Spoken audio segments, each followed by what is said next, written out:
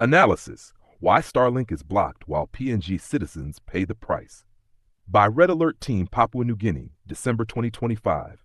Papua New Guinea's delayed access to Starlink internet services is not the result of technical risks or public safety concerns, but a deeper structural issue tied to debt, revenue protection, and control of the telecommunications sector. Starlink, a satellite internet service owned by SpaceX, has sought to operate in Papua New Guinea as a licensed telecommunications provider, similar to Digicel, Telikom PNG, and Vodafone. Its proposal involved local registration, compliance with PNG laws, and provision of internet services to businesses and citizens.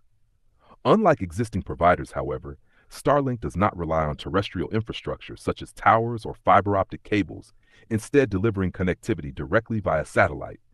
At the center of the issue is PNG DataCo, the state-owned enterprise responsible for managing national telecommunications infrastructure, including undersea cables and the domestic fiber backbone.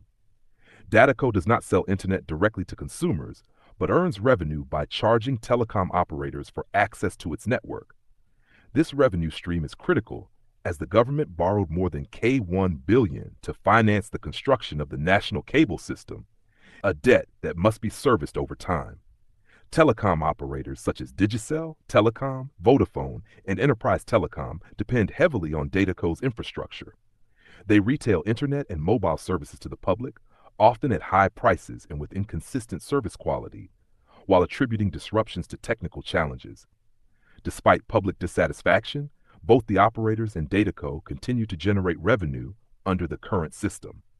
The National Information and Communications Technology Authority, NICTA, initially moved to license Starlink, viewing it as an opportunity to improve connectivity, particularly in rural and remote areas where traditional networks are limited or non-existent. However, the Ombudsman Commission intervened, directing NICTA to halt the licensing process on the grounds of legality, national interest, and concerns over data protection. This intervention triggered a legal dispute between NICTA and the Ombudsman Commission, now before the National Court. Until the court determines the validity of the Ombudsman Commission's directive, NICTA is unable to proceed with Starlink's licensing. The broader concern for government lies in the financial implications. Starlink bypasses DataCo's infrastructure entirely. If major users such as mines, banks, businesses, or government agencies migrate to satellite internet, DataCo would lose significant revenue, undermining its capacity to repay government-backed loans. Such a shift could also destabilize Telikom PNG and other state-linked entities. Rather than reforming pricing structures or improving service delivery, authorities have opted to protect existing systems. On December 11, 2025, NICTA ordered Starlink to cease operations in Papua New Guinea.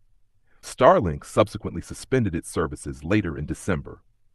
NICTA also warned that individuals using Starlink equipment could be deemed illegal operators under telecommunications legislation dating back to 2009, enacted before modern satellite broadband services existed. As a result, citizens seeking affordable and reliable internet access now face legal uncertainty, while established telecom providers continue to operate with minimal accountability for service quality. The situation highlights a policy choice prioritizing debt servicing, institutional revenue, and regulatory control over consumer access and technological progress.